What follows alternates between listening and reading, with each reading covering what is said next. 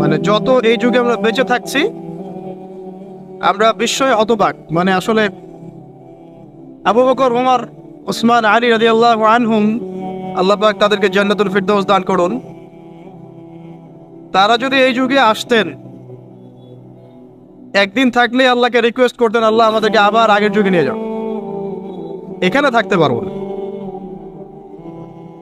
অদ্ভুত যুগ। যুগটা এমন যে ধার্মিক যারা, এখন আমরা যারা ধার্মিক বলে দাবি করি, আমরা বেশিরভাগই এখন দুনিয়া পূজারে। দাড়ি, টুপি, পাগড়ি, জুব্বা, যাই হোক লেবাস পোশাক, আমাদের মধ্যে বেশিরভাগ, ম্যাক্সিমাম ইল্লা মাশাআল্লাহ দুনিয়া পূজারি। দুনিয়ার ভালো মন্দ আগে বুঝবো, তারপর দিনকে আমরা দুনিয়ার উপরে অগ্রাধিকার দিতে শিখছি না। আগে দুনিয়া, পরে দিন। এমন একটা যুগ যেখানে ধার্মিকদের ঐক্যবদ্ধ থাকার কথা, স্পেশালি মুসলিমদের, কিন্তু আমরা মুসলিমদের মধ্যে কোনো ঐক্য দেখতে পারি না। যতই ঐক্যের বলে আওড়াই না কেন, বাস্তবতা হচ্ছে এই যে আসলে এখানে ঐক্যের কোনো নামগন্ধ নাই। কিন্তু আমরা চাই যে সবাই ঐক্যবদ্ধ হই। ঠিক আছে, অদ্ভুত যুগ। দেখবেন 5 ওয়াক্ত নামাজ পড়ছে মাশাআল্লাহ মসজিদ কমিটির সভাপতি হাজী সাহেব, সুদ ছাড়তে পারছে না। অদ্ভুত যুগ। দেখবেন যে মাশাআল্লাহ বাবা তাহাজ্জুদ গোজার, বাবা প্রত্যেক রাতে তাহাজ্জুদে নামাজ পড়ে মাশাআল্লাহ। মাও দেখবেন যে বোরখা পরে বাইরে বের হচ্ছে, মেয়ের গায়ে পর্দার বালাই নাই। অদ্ভুত যুগ।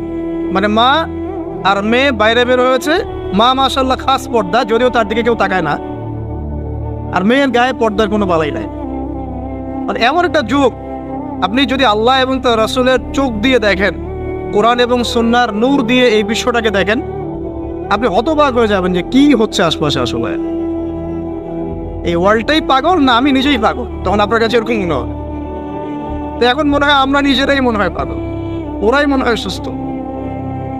আজকে নিউজ দেখলাম একটা, আমার এক ভাই শেয়ার করেছে হোয়াটসঅ্যাপে আমাকে।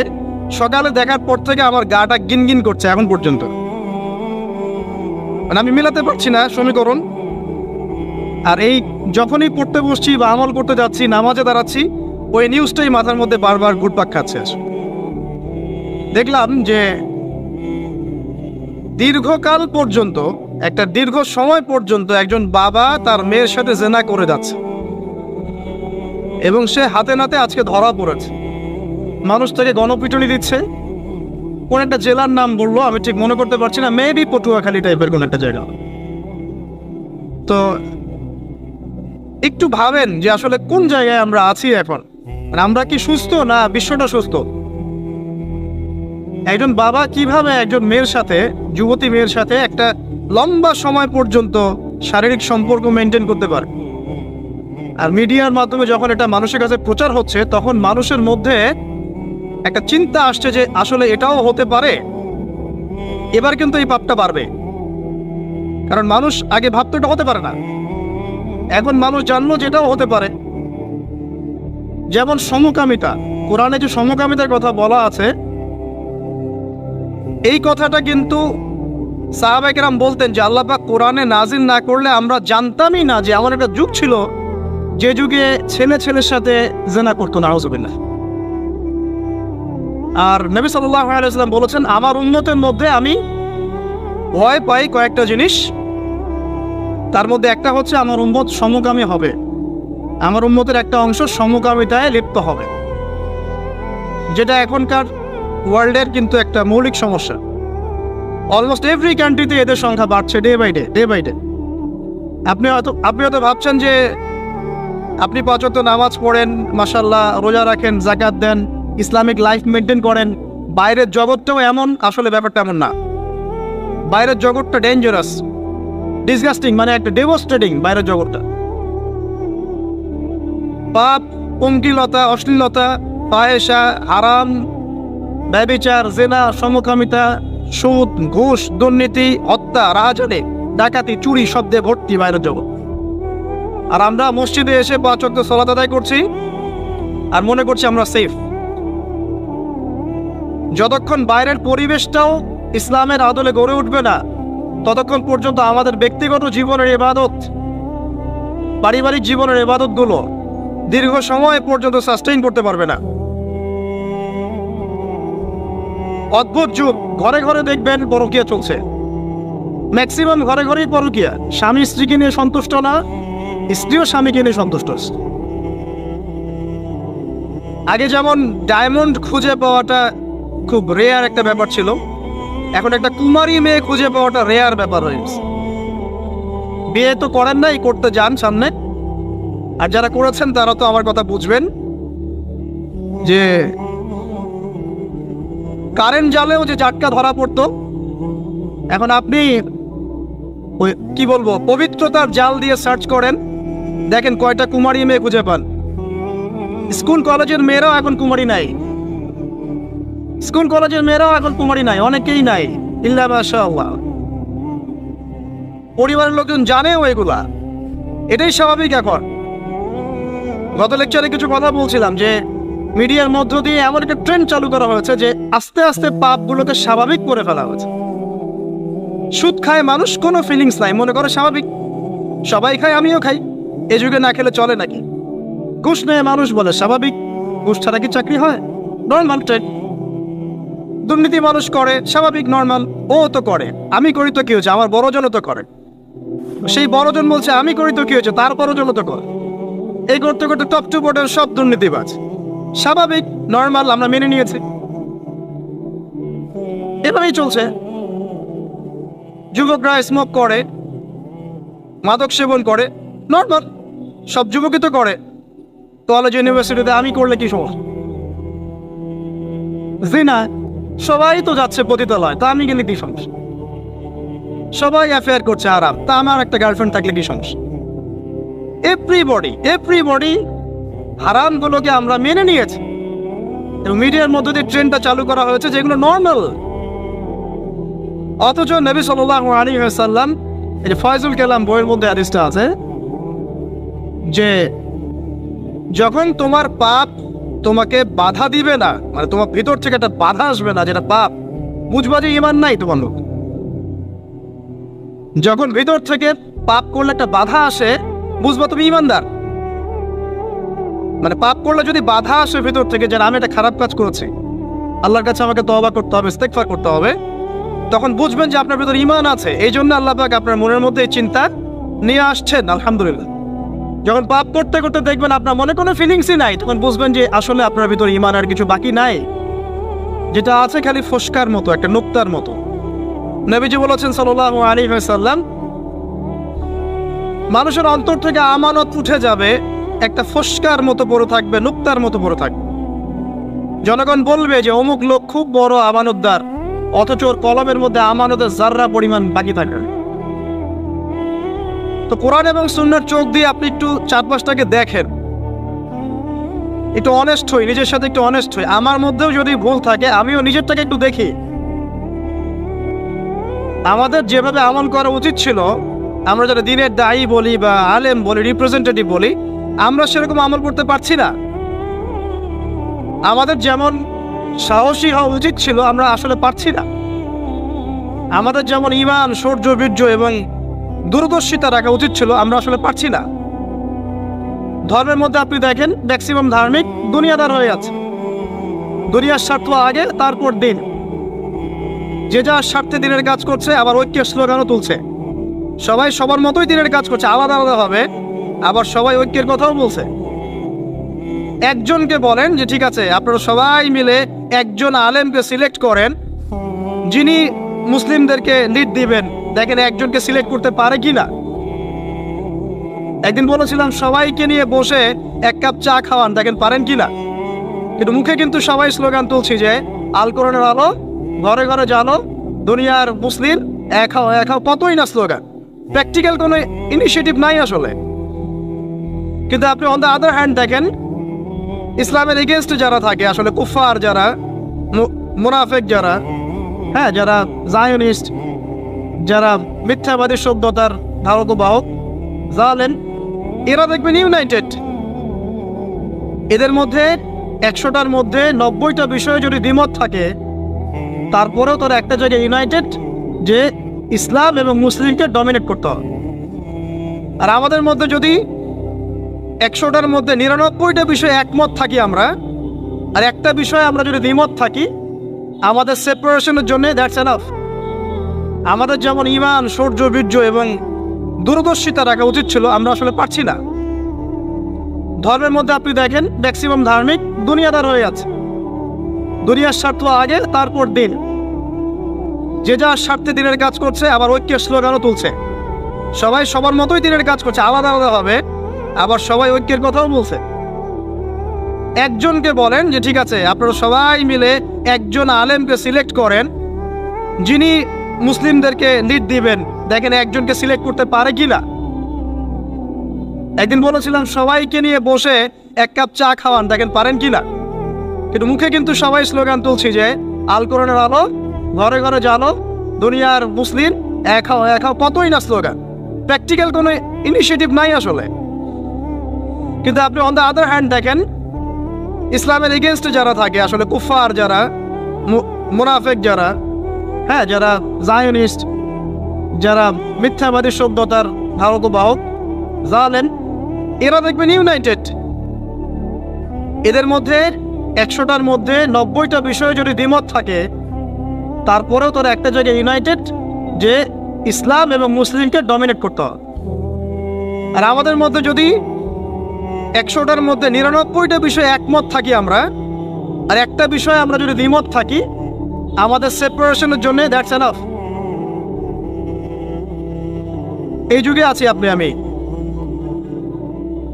খেয়াল করে দেখেন, আমরা আইওয়াশ শোডাউনে বেশি বিশ্বাসী। এখন মুসলিমরা আমরা আইওয়াশ করতে বেশি পছন্দ করছি, শোডাউন করতে বেশি পছন্দ করছি। কনস্ট্রাকটিভ কোনো কাজ নাই। আজকে আপনি একটা পোস্ট দিচ্ছেন, কালকে একটা লেকচার দিচ্ছেন। আজকে একটা বই লিখছেন, ঠিক আছে, কালকে হয়তো আপনি অন্য কিছু করছেন। কিন্তু কাজগুলো সব বিক্ষিপ্ত, কনস্ট্রাকটিভ না, যার কোনো লক্ষ্য আছে, সুনির্দিষ্ট লক্ষ্য আছে। সুনির্দিষ্ট লক্ষ্যকে সামনে রেখে মুসলিমদেরকে কাজ করতে হবে। কিন্তু এই দায়িত্ব কে পালন করবে? তরুণ সমাজ এখন মুখিয়ে থাকে এসবের জন্য। তাদেরকে কে নেতৃত্ব দিবে? তাদেরকে বিষয়গুলো বুঝাবে কে? সিচুয়েশন ব্যাখ্যা করবে কে? আর যদি আপনি 2-4 লাইন বেশি কথা বলা শুরু করেন, তাহলে আপনার গলা বন্ধ করে দেওয়া হবে। আস্তে আস্তে এগুলো সব মেনে নিচ্ছি। এভাবেই চলছে বিগত 100 বছরে।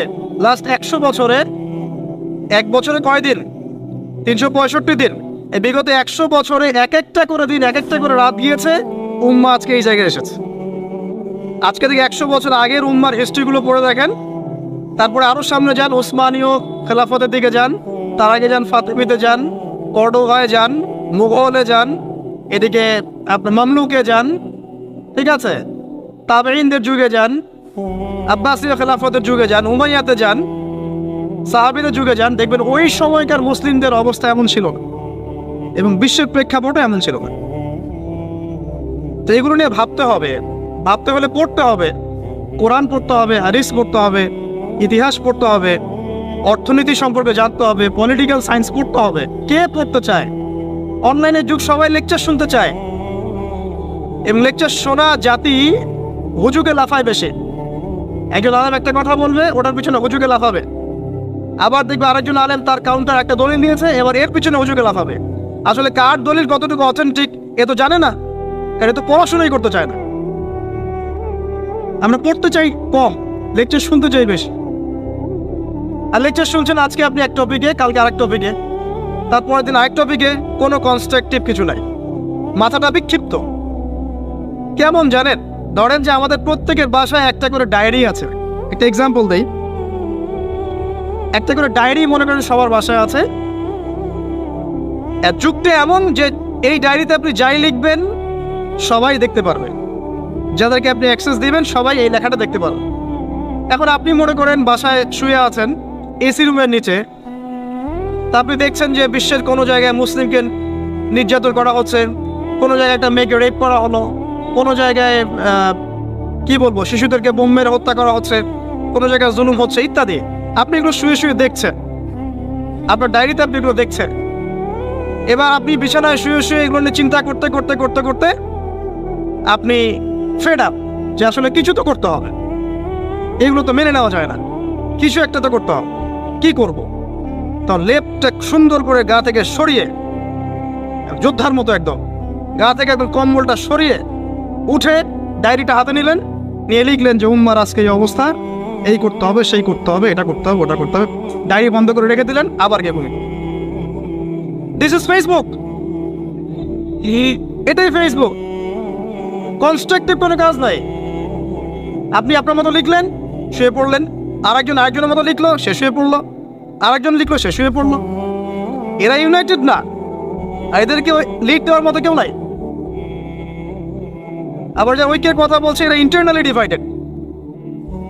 এভাবে কি একটা জাতি সফল হবে কিনা, এটা আমার প্রশ্ন। আমাদের আগে সামাজিক যোগাযোগ মাধ্যম ব্যবহার করার মানে যে কি বলবো নিয়ম শৃঙ্খলা শেখা উচিত। আসলে সামাজিক যোগাযোগ মাধ্যম কিভাবে ব্যবহার করতে হয়, ইফেক্টিভ ইউজিং শেখা দরকার অনলাইন সেকশনে। আমরা মোটেও সামাজিক যোগাযোগ মাধ্যম ইফেক্টিভলি ইউজ করতে জানি না। এই মাধ্যমটাকে আমরা বানিয়েছি সমালোচনার মাধ্যম, কাউকে ধুয়ে দেওয়ার মাধ্যম, মাঝে মাঝে একটু আইওয়াশ শোডাউন করার মাধ্যম। একজন ওমরা করতে গিয়েছে, ছবি সেলফি এই সেই, ভাই কি দরকার আছে আপনার ওমরা করতে গিয়েছেন এত মানুষকে জানানোর কি দরকার আছে? একজন লেকচার দিতে এসেছেন, গাড়ি থেকে নামলাম, সবাই ভিডিও সেলফি ফোনস স্লোগান। আমি কাকে দেখাচ্ছি আসলে এগুলো? আর এগুলো যাদেরকে দেখাচ্ছি, এটা দেখায় আমার লাভটা কি আসলে? আল্লাহ পাক কি আমারই দেখার মুখাপেক্ষী নাকি?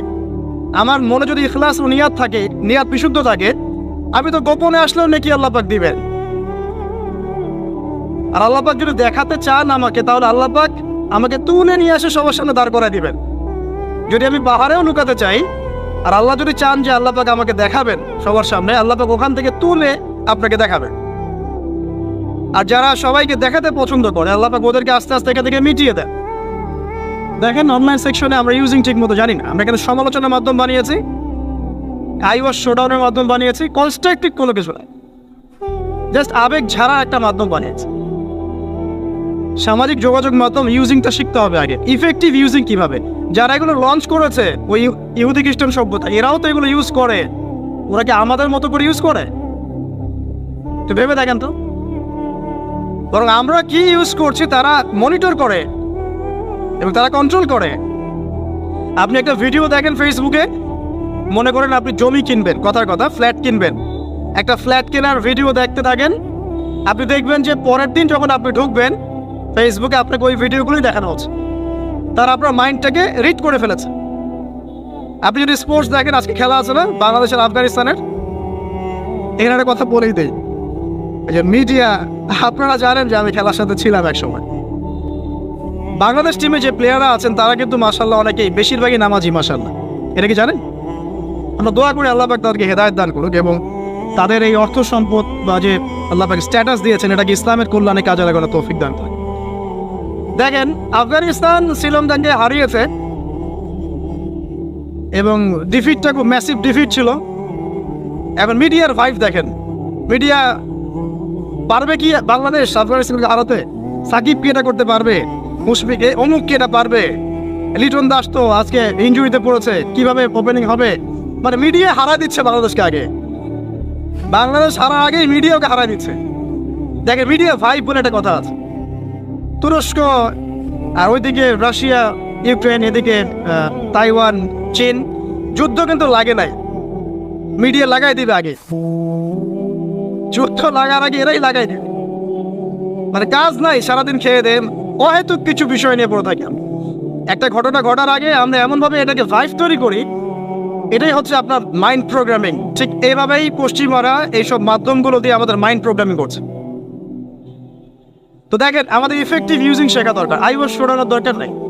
এই যুগে আপনি ওই ডায়েরিতে লিখে কাজ হবে না। এই যুগে কনস্ট্রাকটিভ কাজ করতে হবে, যেমনটা কাজ করছে ইসলামের বিরোধী শক্তিরা। জায়নিস্টরা কিভাবে কাজ করছে? না মাঠে ময়দানে কাজ করছে। ওরা মিডিয়াকে কাজে লাগায় ঠিকই, কিন্তু ওদের স্বার্থে কাজে লাগায়। ওরা মিডিয়া ওদের মতো করে কন্ট্রোল করে, ওদের মতো করে নিউজ করে, যখন ওরা সারা বিশ্বে ছড়িয়ে দিল যে মুসলিমরা সন্ত্রাসী এবং মুসলিমরা জঙ্গি, সবাই দাড়ি টুপি দেখলে বাঁকা চোখে তাকানো শুরু করে, এ মনে হয় জঙ্গি, এ মনে হয় জঙ্গি, ওই বোরখার নিচে মনে হয় বোমা আছে ইত্যাদি। এই ভাইভটা কে তৈরি করলো? BBC, CNN। হ্যাঁ, ওই তৈরি করলো। এই মিডিয়া ভাইভটা কে তৈরি করলো? পশ্চিমারা। কোনোদিন কি কোনো মুসলিমকে আল্লাহ পাক অনুমতি দিয়েছেন যে সে একটা নিরপরাধ মানুষকে হত্যা করবে? এই অনুমতিকে আল্লাহ পাক দিয়েছেন? অথচ ওরা এমন ভাবে ফুটিয়ে তুলছে যে মুসলিমরা মনে হয় নিরপরাধ মানুষকে হত্যা করে, এরা মনে হয় সন্ত্রাসী, বোমাবাজি করে ইত্যাদি। মিডিয়া ভাই, ওরা ওদের স্বার্থে মিডিয়া ইউজ করছে। এই যুগে আপনি আমি থাকি, তাহলে কতটা স্মার্ট হয়ে দিনের কাজ করা উচিত সেটা বোঝাও আমাদের। দেখবেন অফলাইনে মাঠ পর্যায়ে দিনের কাজ বেদিনেরা তাদের কাজ করছে, যারা বেদিন তারা ওদের কাজ ঠিকই করছে। আমরা এরকম একটা যুগে বাস করছি। এইসব ডায়েরিতে, ভার্চুয়াল ডায়েরিতে যুদ্ধ করে কোনো কাজ নাই। প্র্যাকটিক্যালি পড়াশোনা শিখতে হবে, আগে ইলম অর্জন করতে হবে, আলেম ওলামার কাছে আসতে হবে, তাদের সহবতে এসে দিন শিখতে হবে এবং আমলটা বাড়াতে হবে, তাজকি আত্মশুদ্ধি বাড়াতে হবে, মানে ভিতরের আত্মশুদ্ধিটা বাড়াতে হবে, হালাল উপার্জনের দিকে ফোকাস করতে হবে। মুসলিম উম্মার মধ্যে কোনো বিভক্তি ছড়ানো যাবে না। ইউনাইটেড করতে পারি না পারি, বিভক্তি ছড়ানো যাবে না। যে ইস্যুগুলো মাইনর, এগুলো নিয়ে এত বেশি ঝগড়া করা যাবে না, ফাসাদ ক্রিয়েট করা যাবে না। এছাড়া আপনার পরিবারের যে আদর্শ, এটাকে শক্ত করতে হবে, বাচ্চাদেরকে মানুষ করতে হবে, সন্ততিকে মানুষ করতে হবে, কনস্ট্রাকটিভ কাজ করতে হবে। এডুকেশনাল ইনস্টিটিউশন গড়ে তোলেন, শিক্ষা প্রতিষ্ঠান গড়ে তোলেন, সমাজ কল্যাণমূলক কোনো ফাউন্ডেশন করেন, মানবতার সেবায় কাজ করেন, দেশকে ভালো কিছু দেন, রাষ্ট্রকে ভালো কিছু দেন, ভালো করে পড়াশোনা করে রাষ্ট্রীয় বড় বড় পদে চাকরি করেন। যত বেশি মানুষ, ভালো মানুষ সেখানে যাবে, আশা করা যায় তত দুর্নীতি কমে যাবে ইনশাআল্লাহ।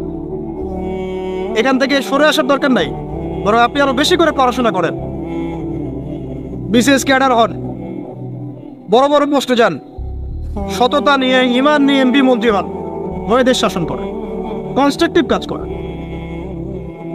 আমি বোঝাতে চাচ্ছি যে আমরা এমন একটা যুগে আছি যে আমরা কাজের চেয়ে আইওয়াস, শোডাউন এবং অপরিপক্কতায় বেশি পারদর্শী। আমাদেরকে একটু পরিপক্কতা প্রদর্শন করতে হবে এবং আগে যুগটাকে রিড করতে হবে। তো রিড করার বিষয়ে আপনাকে বলছিলাম যে এমন একটা যুগে আপনি আছেন, ধর্মের মধ্যে এরকম কলিউশন আছে এবং এটা আমরা মেনেও নিচ্ছি স্বাভাবিকভাবে। ব্যক্তি জীবনে আসেন, দেখুন ব্যক্তি জীবনের মধ্যে দিনদারিতা কমে যাচ্ছে, যুবকরা মাশাআল্লাহ আল্লাহর দিকে আসছে, কিন্তু অনেকের মধ্যে কমেও যাচ্ছে। ব্যক্তিগত জীবনে গিয়ে দেখেন যে দিনের জ্ঞান অর্জনকে খুব একটা পরোয়া করছে না, আমলটাকে গুরুত্ব দিচ্ছে ঠিকই, কিন্তু দিনের জ্ঞান অর্জনকে খুব একটা পরোয়া করছে না। আল্লাহর চাইতে কেউ ভদ্র, আল্লাহর চাইতে কেউ ক্যারিম, আল্লাহ পাকের চাইতে কেউ জ্ঞানী বেশি, আল্লাহ পাকের চেয়ে কেউ শরীয়ত বেশি বোঝে। আচ্ছা, আল্লাহ পাক বলছেন বসো, বসে পড়ো, আসসালামু আলা নবী ওয়া রাহমাতুল্লাহি ওয়া বারাকাতুহু। এবার বলছে আসসালামু আলাইনা ওয়া আলা ইবাদিল্লাহিস সালিহিন। এবার আল্লাহ তুমি আমাদের সবার প্রতি শান্তি নাজিল করো এবং তোমার যত সালেহ বান্দা আছে সবাইকে শান্তি দাও। সবার জন্য দোয়া করলাম। তারপরে আশহাদু আল্লা ইলাহা ইল্লাল্লাহ ওয়া আশহাদু আন্না মুহাম্মাদান আবদুহু ওয়া রাসূলুহু। কালিমা শাহাদা সাক্ষী দিলেন। তখন কি আপনি বসেছিলেন না দাঁড়িয়েছিলেন? আচ্ছা, এবার সামনে যান। এবার আপনি পড়ছেন আল্লাহুম্মা সাল্লি আলা মুহাম্মাদ। হে আল্লাহ, মুহাম্মদ সাল্লাল্লাহু আলাইহি ওয়াসাল্লামের প্রতি শান্তি নাজিল করুন, সালাত নাজিল করুন। ওয়া আলা আলি মুহাম্মদ, মুহাম্মদ সাল্লাল্লাহু আলাইহি ওয়াসাল্লামের পরিবারের উপর করুন। কামা সাল্লাইতা আলা ইব্রাহিম, যেমন করে আপনি ইব্রাহিম আলাইহিস সালামের উপর করেছেন। ওয়া আলা আলি ইব্রাহিম, ইব্রাহিম আলাইহিস সালামের পরিবারের উপর করেছেন। ইন্নাকা হামিদুম মাজিদ, আপনি হামিদ এবং মাজিদ। আরো বলি আল্লাহুম্মা বারিক আলা মুহাম্মদ, আল্লাহ বরকত নাজিল করেন মুহাম্মদ সাল্লাল্লাহু আলাইহি ওয়াসাল্লামের প্রতি। ওয়া আলা আলি মুহাম্মদ, মুহাম্মাদের বংশধরদের প্রতি সাল্লাল্লাহু আলাইহি ওয়াসাল্লাম, পরিবারবর্গের প্রতি। কামা বারাকতা আলা ইব্রাহিম, যেমন করে আপনি বরকত দিয়েছেন ইব্রাহিম আলাইহিস সালামকে। ওয়া আলা আলি ইব্রাহিম, এবং ইব্রাহিম আলাইহিস সালামের পরিবারবর্গের উপর। ইন্নাকা হামিদুম মাজিদ, নিশ্চয়ই আপনি প্রশংসিত, মাজিদ, হামিদ এবং মাজিদ। এই সময় আমি দরুদ পড়লাম, এই দরুদটা কি সর্বশ্রেষ্ঠ দরুদ নয়? এই দরুদের শিক্ষা আল্লাহ দেন নাই? এই দরুদের শিক্ষা নবী দেন নাই? নাকি এই দরুদ আমরা বানিয়েছি? যে দরুদের শিক্ষা আল্লাহ দিয়েছেন, যে দরুদের শিক্ষা রাসূল শিখিয়েছেন, এবং যে তরিকা পদ্ধতি আল্লাহ এবং তার রাসূল শিখিয়েছেন, সেখানেই আপনাকে বসে সালাম দিতে বলা হচ্ছে। আর আপনি আল্লাহর কথা শুনবেন, রাসূলের কথা শুনবেন, নাকি বেদাতীদের কথা শুনবেন? কথা বলেন। আল্লাহর কথা মানবো, রাসূলের কথা মানবো, তাদের শেখানো পদ্ধতিতে চলবো, নাকি বেদাতীদের পদ্ধতিতে চলবো? এই কথাই মানুষ বুঝতে পারে না। এখন যদি সমাজের সব মানুষ বেদাত করা শুরু করে, আপনি কি করবেন? মনে করেন আল্লাহ না করে এখানে যাত্রার গান হচ্ছে, আর আপনি কি গিয়ে যাত্রার গানে নাচা শুরু করবেন? মনে করেন একটা সুদী কনফারেন্স হচ্ছে, আপনি কি সেখানে গিয়ে বসে সুদ খাবেন? মনে করেন একটা মদের আসর বসেছে, আপনি কি সেখানে গিয়ে কলকিতে টান দেওয়া শুরু করবেন? না। সামাজিকতা মানে কি, আর আদব তাকে বলে? আল্লাহ পাক যেটা শিখিয়েছেন সেটা আদব, রাসূল যা শিখিয়েছেন সেটা আদব। আল্লাহ পাক যে সমাজ গড়তে বলেছেন ওটাই সমাজ। জাহেলরা যে সমাজ গড়েছে এটা সমাজ নয়। জাহেলরা যেটা করবে সেটা জাহেলিয়াত, বেদাতীরা যেটা করবে সেটা বেদাতি কাজ।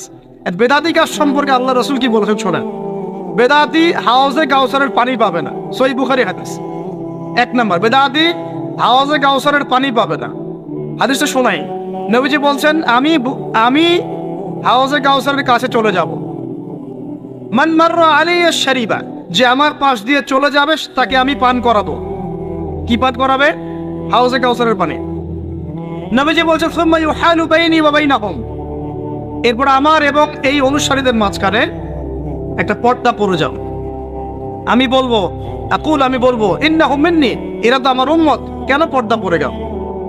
তাকে বলা হবে ইয়া মুহাম্মদ সাল্লাল্লাহু আলাইহি ওয়াসাল্লাম ইন্নাকা লা তাদরি, আপনি জানেন না মা আহদাথু বা'দাক, আপনার মৃত্যুর পর এরা দিনের মধ্যে কত বেদাত চালু করেছে। নবীজি তখন বলবেন, নিজে বলবেন সুহকান সুহকান, দূর হও লিমান গায়্যারা বা'দি, যারা আমার পরে শরীয়তকে পরিবর্তন করেছো তারা এখান থেকে দূর হয়ে চলে যাও। নবী নিজের বেদাতীদেরকে তাড়িয়ে দিবেন, বলেন নাউজুবিল্লাহ। আরেকটা কি আছে, একটা হাদিসে আসছে যে মান আহদাসা হাদাসান, কেউ যদি কোনো বেদাত করে, আও আওয়া মুহদিসান, অথবা কোনো বেদাতীকে আশ্রয় পর্যন্ত দেয়। কেউ যদি কোনো বেদাত করে অথবা বেদাতীকে আশ্রয় দেয়, অথবা তাকে সম্মান করে, তাকে বেদাত করার জায়গা করে দেয়, ফাআলাইহি লা'নাতুল্লাহি ওয়া মালাইকাতিহি ওয়ান নাসি আজমাইন, তার ওই ব্যক্তির উপরে ফেরেশতা মণ্ডলী, আল্লাহ, ফেরেশতা মণ্ডলী, মানব জাতির লানত, নাউজুবিল্লাহ। একটা হাদিসে আসছে যে কেউ যদি কোনো বেদাতীকে সম্মান করে, সে যেন ইসলাম ধ্বংস করার কাজে সাহায্য করবে। ইমাম মালিক রাহিমাহুল্লাহ একটা চমৎকার কথা বলেছেন, এটা বলছে, তিনি বলছেন কেউ যদি বেদাত করে, ফাআন্নাহু যাআমা, সে যেন দাবি করলো যে আন্না রাসূলুল্লাহ সাল্লাল্লাহু আলাইহি ওয়াসাল্লাম ক্বাদ খানা রিসালা, কেউ যদি কোনো বেদাত করে তাহলে সে যেন দাবি করছে যে মুহাম্মদ সাল্লাল্লাহু আলাইহি ওয়াসাল্লাম রিসালাতের সাথে খেয়ানত করেছেন, নাউজুবিল্লাহ।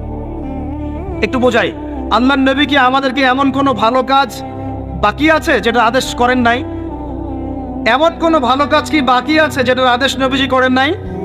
বা এমন কোনো খারাপ কাজ কি বাকি আছে যেটা থেকে আমাদের নবী আমাদেরকে নিষেধ করেন নাই? এখন আমি যদি মনে করি যে এই কাজটা বেশি ভালো, এটা করা যাবে, এটা বেশি ভালো, তাহলে আমি দাবি করছি আল্লাহর রাসূলের চেয়ে আমি বেশি বুঝি। যেই ভালো নবী বলেন নাই তুমি সেটাকে ভালো বলছো, যেই খারাপ নবী বলেন নাই তুমি সেটাকে খারাপ বলছো, তাহলে তুমি নবীর চাইতে ভালো মন্দ বেশি বুঝতে পারছো না, নাউজুবিল্লাহ। অত আল্লাহ পাক বলছেন আল ইয়াউমা আকমালতু লাকুম দীনাকুম, আমি দ্বীন ইসলামকে কামেল করে দিয়েছি, পরিপূর্ণ করেছি। ওয়া আতমামতু আলাইকুম নি'মাতি, তোমাদের উপর নিয়ামত পূর্ণাঙ্গতা দিয়েছে, পরিপূর্ণ করে দিয়েছে। ও রাদিতু লাকুমুল ইসলাম দীনান, দ্বীন ইসলামকে, এই পরিপূর্ণ দ্বীন ইসলামকে তোমাদের উপর মনোনীত করে আমি আল্লাহ সন্তুষ্ট হয়ে গেছি। সুবহানাল্লাহ। আল্লাহর রাসূল কোনো ভালো কাজের আদেশ করতে ছাড়েন নাই, কোনো খারাপ কাজে নিষেধ করতে ছাড়েন নাই, ওইটাই তার সুন্নাহ। এর বাইরে যা আছে সবই বেদাত। কথা কি বুঝতে পারছেন? এটা স্পষ্ট করেন, আরো ভয়ঙ্কর শাস্তি আছে। নবীজি বলছেন কুল্লু বিদআতিন দালালা, এই বেদাতগুলো দালালা, পথভ্রষ্টতা, বা কুল্লু দালালাতিন ফিন্নার, প্রত্যেক পথভ্রষ্টতা জাহান্নামে যাবে, নাউজুবিল্লাহ। আর ইমাম ইবনে তাইমিয়া রাহিমাহুল্লাহ একটা কথা বলছেন, তিনি বলছেন যে এই বেদাত জিনিসটা, এটা ইবলিসের কাছে অন্য যে মাসিয়া, অন্য যে গুনাহগুলো আছে এগুলো হচ্ছে বেশি পছন্দের। কারণ একজন গুনাহগার ব্যক্তি তওবা করার সুযোগ পেতে পারে। আপনি নামাজ পড়েন নাই, মনে খারাপ লাগা আছে, আল্লাহ আমি খারাপ কাজ করেছি, জেনা করেছেন, খারাপ লাগা আছে, আমি খারাপ কাজ করেছি, আপনি সুদ খেয়েছেন, খারাপ লাগা কাজ করে, আমি খারাপ কাজ করেছি। কিন্তু একজন বেদাতি ওই আমলটাকে ভালো মনে করেই করে, তাই সেটার জন্য তওবা করবে না কখন। কথা কি বুঝতে পারছেন? এই কারণে শেষ পর্যন্ত তওবাটা নসিব হয় না। আল্লাহ পাক আমাদের সবাইকে বেদাত মুক্ত আমল করার তৌফিক দান। এখানে নামাজে দরুদ কোথায় পড়লেন? বসে বসে পড়েছেন। আল্লাহ পাক কি আপনাকে বলেছেন যে তুমি বেয়াদব হয়ে গেছো, বসে কেন দরুদ পড়লা? সুবহানাল্লাহ। প্রিয় ভাইরা, কুতর্ক করতে যাব না, কারণ এগুলো আমাদের ব্যক্তিত্বের সাথে যায় না। কেউ কেউ করলেই কেউ কেউ করতে হবে জরুরি না। বিষয়টা বোঝালাম যে সুন্নত একটা জিনিস, বেদাত একটা জিনিস। সমাজ যদি জাহেলি সমাজ হয়ে যায়, সবাই সুদ খায় আমি খাইতে পারবো না, সবাই ঘুষ খায় আপনি ঘুষ খেতে পারবেন না, সবাই যদি বেদাত করে আপনাকে বেদাত করা যাবে না, সবাই যদি এখানে জেনা করতে থাকে আপনিও জেনা করবেন না, সবাই মদের আসরে বসলে আপনি কখনো মদের আসরে বসবেন। এটাই ইসলাম। এই ব্যক্তিত্ব, এই গায়রত, এই হকের উপর দৃঢ়তা থাকলে ইনশাআল্লাহ দুনিয়াতে দুইটা কটু কথা শুনতে হলেও জান্নাত পাওয়া যাবে। চার আর প্রত্যেক নবী রাসূলের সুন্নাতটা এমনই ছিল। আমাদের নবীজিকে মানুষ বলছিল, আমাদের নবীজিকে মানুষ বলছিল এই ব্যক্তি তো পাগল, নাউজুবিল্লাহ, মাজনুন, সাহের, জাদুকর। তাকে বলেছে ফারিকুল জামা, জামাত বিভক্ত করে, ঐক্য বিনষ্ট করে। তাকে বলেছে সাবিঈ, ধর্মত্যাগী। এরকম প্রায় 15টা গালি নবীজিকে দিয়েছে মানুষ, আমাদের নবীজিকে সাল্লাল্লাহু আলাইহি ওয়াসাল্লাম। তার সম্মান কমেছে না বেড়েছে? কমেছে না বেড়েছে? আল্লাহর কথা শোনো, আল্লাহ পাক বলছেন ইন্না আ'তাইনাকাল কাউসার। হে নবী মুহাম্মদ সাল্লাল্লাহু আলাইহি ওয়াসাল্লাম, নিশ্চয়ই আমি তোমাকে কাউসার দিয়ে দিয়েছি। সুবহানাল্লাহ। যে কাউসারের পানি দুধের চেয়েও সাদা, মধুর চেয়ে মিষ্টি, একবার পান করলে কোনোদিন পিপাসার্ত হবে না ইনশাআল্লাহ। সেখান থেকে তিনি পান করাবেন আমাদেরকে ইনশাআল্লাহ। আমরা হাউজে কাউসারের পানি চাই কিনা? তাহলে বেদাতি আমল করা যাবে না, সুন্নতের উপর থাকতে হবে। রাজি আছি ইনশাআল্লাহ? ইন্না আ'তাইনাকাল কাউসার, আমি তোমাকে কাউসার দিয়ে দিয়েছি। কষ্ট পাচ্ছ কেন? মানুষ বলছিল তোমার তো সন্তান বাঁচে না, নাউজুবিল্লাহ, তোমার তো পুত্র সন্তান বাঁচে না, তাকে টিটকারি করছে মানুষ। তখন আল্লাহ পাক নাজিল করছেন, মন খারাপ করছো কেন হে নবী? ইন্না আ'তাইনাকাল কাউসার, আমি তোমাকে কাউসার দিয়েছি। এখানে শুধু হাউজে কাউসার বোঝানো হচ্ছে না, এখানে বোঝানো হচ্ছে তার মহান সম্মান। দুনিয়া আখিরাতে আল্লাহ পাক আমাদের নবীজিকে মহান সম্মান দিয়েছেন। এই সম্মান কেউ অর্জন করতে পারবে না। মাকামে মাহমুদ তোমার জন্যে, জান্নাতুল ফিরদাউস তোমার জন্যে, জান্নাতে প্রথম ঢুকবে তুমি, তুমি সারা কেউ ঢুকতে পারবে না। সবাই ইয়া নাফসি করবে, তুমি ইয়া উম্মতি করবে। কারো সুপারিশ নেওয়া হচ্ছে না, তোমার সুপারিশ নেওয়া হবে। তাহলে এটা কাউসার, মহান মর্যাদা। অতএব মন খারাপ করো না। ফাসাল্লি লিরাব্বিকা ওয়ানহার, তোমার রবের জন্য সালাত পড়ো এবং তোমার রবের জন্য ওয়ানহার মানে কুরবানি করো। বাহ্যিক কুরবানি অর্থ নয় শুধু, কুরবানি মানে দিনের জন্য স্যাক্রিফাইস করা।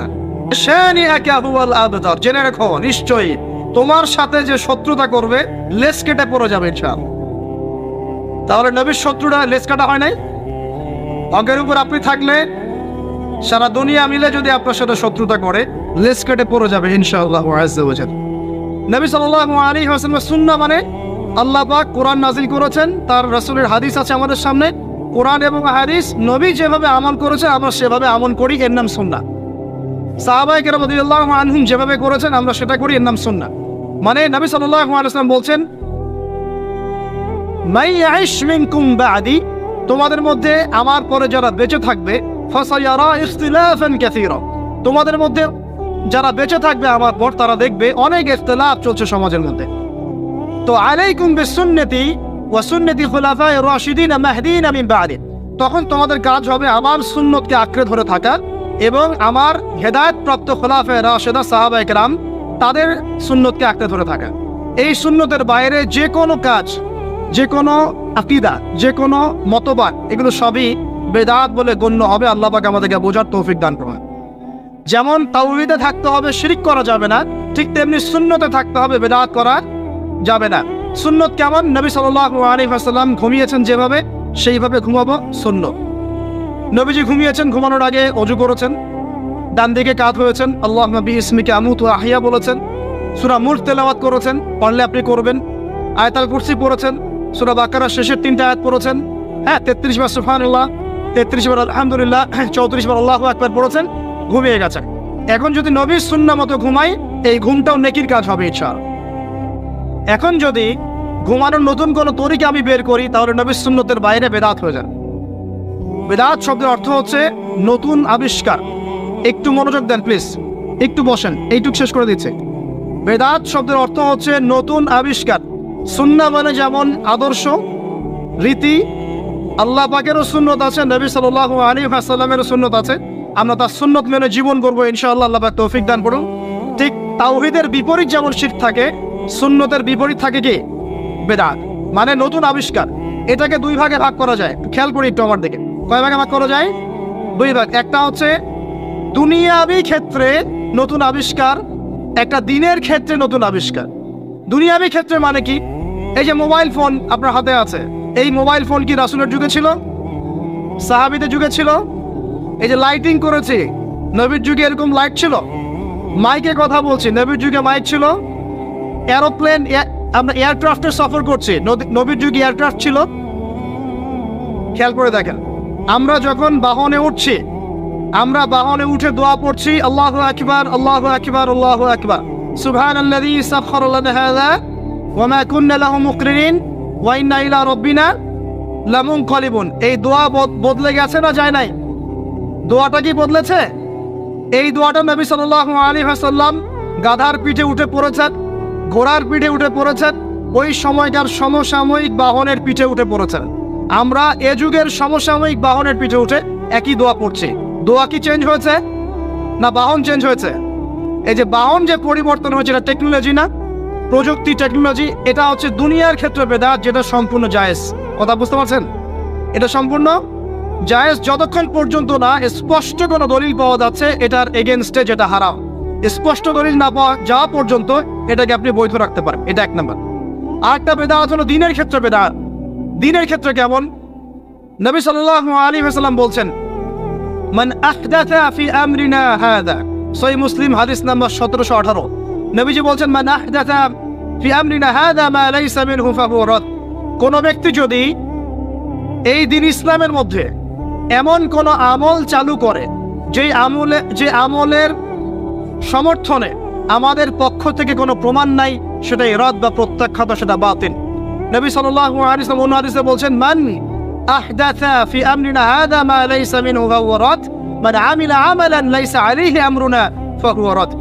সংজ্ঞা শিখলাম কি? আমার সাথে বলেন দেখি, বিদআত শব্দের অর্থ কি? নতুন আবিষ্কার। কয় প্রকার হয়? কয় প্রকার হয়? একটা দুনিয়াবি ক্ষেত্রে, যেমন বললাম যে এই যে প্রযুক্তিগত বেদাত যেগুলো হয়েছে, এগুলো জায়েজ না জায়েজ?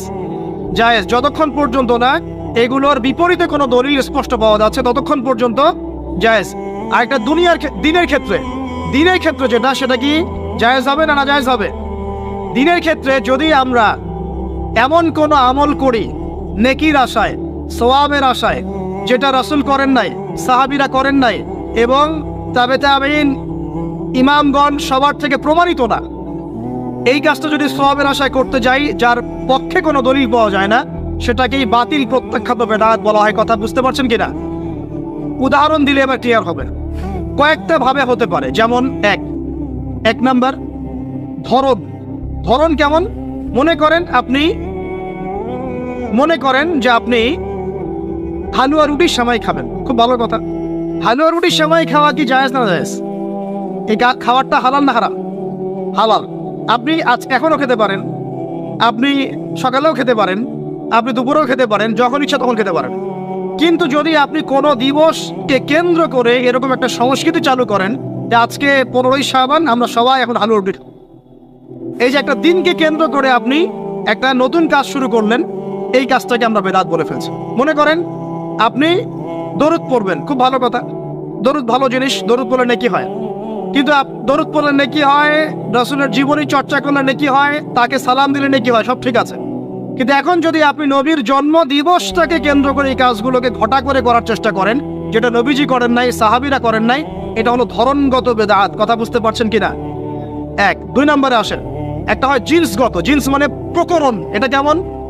আল্লাহ পাক আমাদেরকে কুরবানি করতে বলেছেন চতুষ্পদ জন্তু। চতুষ্পদ জন্তু বুঝি 4 পাওয়ালা। এখন ঘোড়ারও তো 4 পা আছে। এখন যদি আমরা কুরবানি করতে গিয়ে এখন ঘোড়া কুরবানি করা শুরু করি, বলেন কি বুঝলেন? আচ্ছা, ঘোড়া বাদ দেন, মুরগি কুরবানি করা শুরু করলেন, মোরগ কুরবানি করা শুরু করলেন, মনে করলেন যে সমস্যা কি, এটাও তো আল্লাহর সৃষ্টি, হালাল তো, মুরগি খাওয়া তো হালাল, মোরগ খাওয়া তো হালাল, তো গরু ছাগল বাদ দিয়ে মুরগি কুরবানি করলাম, কি সমস্যা? করতে পারবেন না, কারণ আল্লাহ পাক চতুষ্পদ জন্তু কুরবানির কথা বলেছেন। এটা যদি করেন জিন্সগত বেদাত হয়ে যাবে। কথা বুঝতে পারছেন? 3 নাম্বার, একটা হচ্ছে যেটাকে আমরা বলি আদাত বা সংখ্যাগত। যেমন আল্লাহ পাক বলেছেন এশার নামাজ পড়তে 4 রাকাত, ফরজ নামাজ কয় রাকাত? 4 রাকাত। কেউ যদি মনে করে এখন না নামাজ খুব ভালো কাজ, নামাজ পড়লে নেকি হয়, তো 4-এর জায়গায় আমি 5 রাকাত পড়বো, কি হবে? ফজরের নামাজ 2 রাকাত ফরজ। আর কেউ যদি মনে করে নামাজ তো খুব ভালো জিনিস, ভালো কাজ পড়লে কি সমস্যা, নামাজ তো পড়লে নেকি হয়, 2 রাকাত পড়লে নেকি হয়, 4 রাকাত পড়লে আরো বেশি নেকি হয়, আর 4 রাকাত পড়া শুরু করলে কি হবে? গ্রহণযোগ্য না বাতিল? এটা হলো আপনার এই যে সংখ্যাগত একটা বেদাত হয়ে গেল। কথা বুঝতে পারছেন? একটা হচ্ছে আপনার স্থানগত বেদাত। স্থানগত কেমন? তাওয়াফ করতে হয় কোথায়? মাতাফে। কোথায় তাওয়াফ করে? মাতাফ। হজ করে কোথায়? আরাফার মাঠে। আমরা যদি মনে করি না আজকে আমরা লাঙ্গল কোটে হজ করবো, এখানে একটা কাবা বানাবো, এখানেই হজের সব সিস্টেম করব, এখানেই তাওয়াফ হবে, এটা হবে কি স্থানগত বাতিল একটা কাজ, স্থানগত বেদাত। তাওয়াফ করতে হয় মাতাফে। মাতাফে অনেক ভিড়, তাওয়াফ করার জায়গা নাই। কেউ মনে করলো না আমি হারাম শরীফের পিছন দিক থেকে তাওয়াফ করে আসি, 7 বার চক্কর দিয়ে আসে, হবে স্থানগত বেদাত। এরকম করে সংখ্যাগত, ধরনগত, স্থানগত, প্রকরণগত বেদাত হতে পারে। আবার পদ্ধতিগত হতে পারে, কাইফিয়াত। যেমন ওযু করতে হয়, প্রথমে বিসমিল্লাহ বলেন, এই যে হাত ধুচ্ছেন, কুলি করছেন, নাকে পানি দিচ্ছেন, তাই না? তারপরে কনুই ধুচ্ছেন, আস্তে আস্তে পা ধুচ্ছেন। এখন আপনি চিন্তা করলেন যে ওযু তো ওযুই, হাত ধোয়া পা ধোয়া নিয়েই কথা, আমি আগে পাটা ধুই, তারপরে মাথা মাসা করি, তারপরে হাত ধুবো কনুই পর্যন্ত, তারপরে কুলি করে ওযু মাশাআল্লাহ সারা। পদ্ধতি নতুন বানালেন, এটা কি হবে? পদ্ধতিগত বেদাত। এই কারণেই বলছি দরুদ আপনি পড়বেন, ঠিক আছে, কোনো সমস্যা নাই। আপনি আল্লাহর জন্য দাঁড়িয়ে কিয়াম করবেন, কোনো সমস্যা নাই। কিন্তু নবী সাল্লাল্লাহু আলাইহি ওয়াসাল্লাম, সাহাবায়ে কেরাম কি এভাবে দরুদ পড়ে তাদেরকে আল্লাহ রসুলকে হাজির নাজির মেনে দাঁড়িয়ে গিয়ে কিয়াম করেছেন কিনা, এর দলিল আগে দেখতে হবে। যদি দলিল পাওয়া যায় করবেন, পাওয়া যায় না টাটকা বেদাত করা যাবে না। যদি আপনার কাছে দলিল থাকে করবেন, আমার কাছে দলিল নাই আমি করি নাই, সিম্পল। এখানে সামাজিকতা, এখানে পলিটিক্স আর পরিবেশ, অমুক তমুক দেখার সময় সুযোগ আমাদের নাই। কারণ সারা দুনিয়ার মানুষ যদি সুদ খায়, আমরা সুদ খেতে পারবো না। সারা দুনিয়ার মানুষ যদি বলে যে জেনা হালাল, আমরা জেনা করতে পারবো না। সারা দুনিয়ার মানুষ যদি বলে মাদকদ্রব্য হালাল, সবাই খাচ্ছে, আমি খাইলে কি সমস্যা, আমরা খেতে পারবো না। সারা দুনিয়ার মানুষ যদি বলে দাড়ি কেটে ফেলো, সবাই কেটে ফেলছে, আমরা কাটতে পারবো না। সারা দুনিয়ার মানুষ যদি বলে যে নামাজ কেউ পড়তেছে না, আমরা না পড়লে কি সমস্যা, আমরা পড়তে এরকম কাজ করতে পারবো না। সারা দুনিয়ার মানুষ বলছে যে এই যুগে কি আর আল্লাহর বিধান চলে, কিন্তু আমরা বলবো যে হ্যাঁ, প্রত্যেক যুগেই আল্লাহর বিধান চলার চেষ্টা করতে হবে।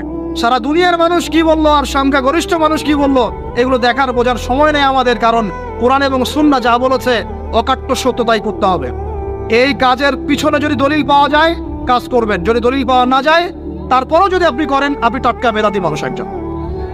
আর একজন বেদাতি মানুষের সাথে তর্ক করার মতো কুরুচিও আমাদের কাছে নাই। বেদাতের কেন করে মানুষ? অজ্ঞতাবশত, হঠকারিতাবশত, দলিল না থাকার কারণে, জাল দলিল পেশ করার কারণে। কেন মানুষ করে? মানুষ করে দুনিয়ার স্বার্থগত কারণে, লৌকিকতার কারণে, মানুষকে সন্তুষ্ট করার কারণে। কি পরিণতি হবে? 2-4টা হাদিস বলে শেষ করছি। একটু শোনেন, নবী সাল্লাল্লাহু আলাইহি ওয়াসাল্লাম বলছেন, আমি সবার আগে হাউজে কাউসারে যাব, যাওয়ার পরে আমি তোমাদের জন্য অপেক্ষা করতে থাকবো, আর মানুষ আমার সামন দিয়ে চলে যাবে। মান মাররা আলাইয়া শারিবা, যে আমার সামন দিয়ে যাবে সে এই হাউজে কাউসারের পানি পাবে আমার কাছে। ফামান শারিবা লাম ইয়াজমা আবাদা, কেউ যদি একবার পান করে সে কখনো পিপাসার্ত হবে না। হাউজে কাউসারের পানি হবে মধুর চেয়ে মিষ্টি, দুধের চেয়ে সাদা। একবার পান করলে আর কখনো পিপাসার্ত হবে না। এবার নবী সাল্লাল্লাহু আলাইহি ওয়াসাল্লাম বলছেন, খেয়াল করেন, নবীজি বলছেন, সুম্মা ইউহালু বাইনি ওয়া বাইনাকুম, এরপর আমার এবং তাদের মাঝখানে হঠাৎ একটা পর্দা পড়ে যাবে।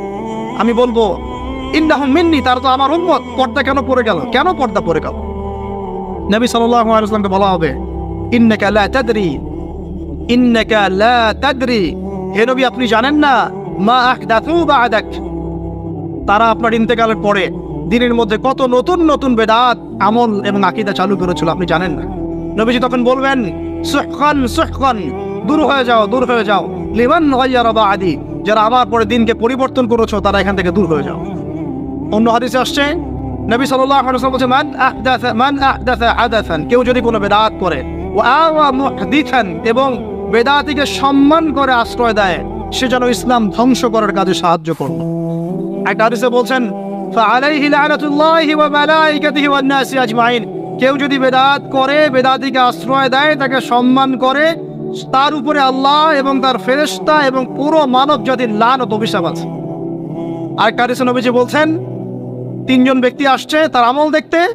আমল দেখে একজন বলছে, নবীজির আমল তো কম মনে হচ্ছে, নবীজির আমল দেখলে আমাদের চলবে না। قد غفر له ما تقدم من ذنبه وما تأخر, নবীজির আগের পরে সব গুনাহ মাফ, তার আমল দেখলে আমাদের চলবে না। ফাইন্নাহুম তাকাল্লুহা, আমলকে তার অল্প মনে করলো। একজন বলছে, আম্মা আনা, আমি ফাউসাল্লি লাইলান আবাদা, আমি সারা রাত নামাজ পড়বো, আমি ঘুমাবো না। আরেকজন বলছে, আনা আসুমুদ দাহরা ওয়ালা উফতির, আমি বছরের প্রত্যেকদিন রোজা রাখবো, কোনোদিন রোজা ভাঙবো না। আরেকজন বলছে, আনা আ'তাজিলুন নিসা, আমি মহিলাদেরকে ত্যাগ করলাম, ওয়ালা আতাজাওয়াজু আবাদান, আমি কোনোদিন বিবাহ শাদী করবো না। এবার নবী সাল্লাল্লাহু আলাইহি ওয়াসাল্লাম এসে বলছেন, আনতুম কুলতুম কাযা ওয়া কাযা, তোমরা কি এরকম এরকম কথা বলছিলে? তখন সাহাবীরা বললেন, হ্যাঁ ইয়া রাসূলুল্লাহ, আমরা এরকম কথা বলছিলাম। নবীজি বলেন, শুনে রাখো, ওয়াল্লাহি, আমি আল্লাহর কসম করে বলছি, ওয়া ইন্নী লা আখশাকুম লিল্লাহি ওয়া আতকাকুম বে, আমি তোমাদের চাইতে বেশি আল্লাহকে ভয় করি এবং আমি তোমাদের মধ্যে বেশি মুত্তাকি মানুষ। তোমাদের মধ্যে সবচেয়ে মুত্তাকি আমি, এবং আমি সবচেয়ে বেশি আল্লাহকে ভয় করি। কিন্তু আনা উসাল্লি ওয়া আরকুদ, আমি নামাজ পড়ি আবার ঘুমাই, রাতে আমি নামাজও পড়ি, কিছু অংশ ঘুমাই। আনা আসুমু ওয়া আফতির, আমি সিয়ামও রাখি আবার ছেড়েও দিই, রোজাও রাখি ছেড়েও দিই, তা না আমি সারা বছর রোজা রাখি না। আনা আতাজাওয়াজু নিসা, আমি যে বিয়ে শাদী করেছি, আমার স্ত্রীরা আছে, আমার একাধিক স্ত্রী আছে। ফামান, শোনেন, ফামান রাদিবা আন সুন্নতি, নবীজি বলছেন, কেউ যদি আমার এই সুন্নত থেকে মুখ ফিরিয়ে নেয়, ফামান রাদিবা আন সুন্নতি, কেউ যদি আমার সুন্নত থেকে মুখ ফিরায়, মানে বেদাতি আমল চালু করে, তাহলে কি? ফামান রাগিবা আন সুন্নতি ফালাইসা মিন্নি, সে আমার উম্মতের অন্তর্ভুক্ত না। এই হাদিস যথেষ্ট। নবীর সুন্নত যখন যেটা যেভাবে পাবেন সেইভাবে আমল করবেন, এর বাইরে কোনো তরিকা ফলো করতে গেলে কি হবে? সুন্নাহর খেলাফ বেদাত হবে। বেদাত করলে আমল ধ্বংস হয়ে যায়, আল্লাহ পাকের লানত পেতে হয়, ফেরেশতারা অভিশাপ করেন, পুরো মানব জাতি অভিশাপ করেন। এবং যে ব্যক্তি শুধু বেদাত করে না, বেদাতিকে আশ্রয় দেয়, তাকে নবী সাল্লাল্লাহু আলাইহি ওয়াসাল্লাম বলছেন, সে যেন ইসলাম ধ্বংস করার কাজে সাহায্য করলো।